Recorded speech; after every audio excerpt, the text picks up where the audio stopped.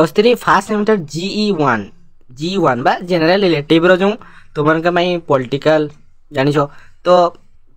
जिते सब short question अच्छे तुम 20 सिलेक्टेड क्वेश्चन नहीं आसी तो ये देख भिडियोटी और से क्वेश्चन गुड़ आलोचना कर सब 1 मार्किया क्वेश्चन जिते अच्छी 1 नंबर विशिष्ट प्रश्नोत्तर जहाँ आम डिस्कस करवा भिडियोटी पूरा देख क्यों शब्दटी समाज विज्ञान नारीवाद और मनस्तत्व विषय में लोकप्रिय अटे जेंडर शब्दटी यह समाज विज्ञान और नारीवाद मनस्तत्व विषय में लोकप्रिय अटे क्या आधार कर समाज पुरुष और नारी रे विभक्त होता है सेक्स लिंग क्यों भेदभाव को बुझाए जैविक भेदभाव को क्यों मैंने सेक्स अपेक्षा जेंडर शब्द उपर गुरुत्व दे था नारीवादी मैंने जेंडर शब्द उपर अधिक गुरुत्व दे था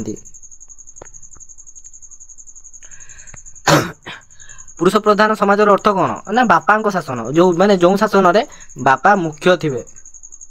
कौन कह पुरुष प्रधान समाज क्यों माने सर्वदा सर्वसाधारण परिधि में कार्यरत था पुरुष माने सर्वदा सबु काम कार्यरत था सबु काम कर अधिकार थाए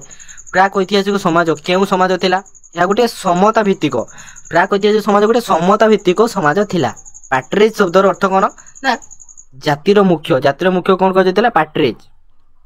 क्यों समाज गुड़िक उत्तराधिकार पुरुष भित्तिर निर्णय कराए पितृरौखिक वास्तव में नारीवाद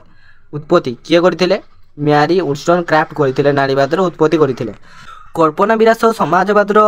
मुख्य प्रवक्ता किए चार्ल्स फरियर थिले कल्पना विलास समाजवादर मुख्य प्रवक्ता नारी मुक्ति चिंताधारा प्रथम केउं देशर विकास लाभ करथिला अमेरिका ठारे विकास लाभ करथिला नारी मुक्ति चिंताधारा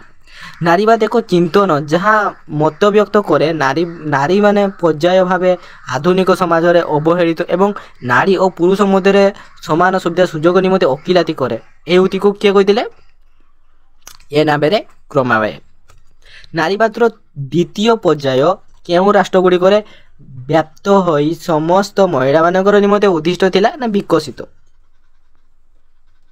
विकसित राष्ट्र नारीवादर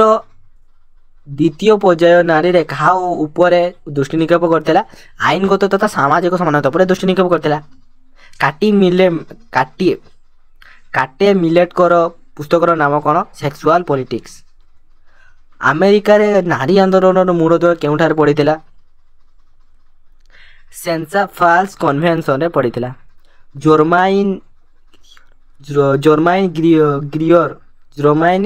ग्रियर पुस्तकर नाम कौन द फीमेल उंच केउं समय सेक्स एंड जेंडर मध्य पार्थक्य तर्क आरंभ होइथिला ना 20 शताब्दी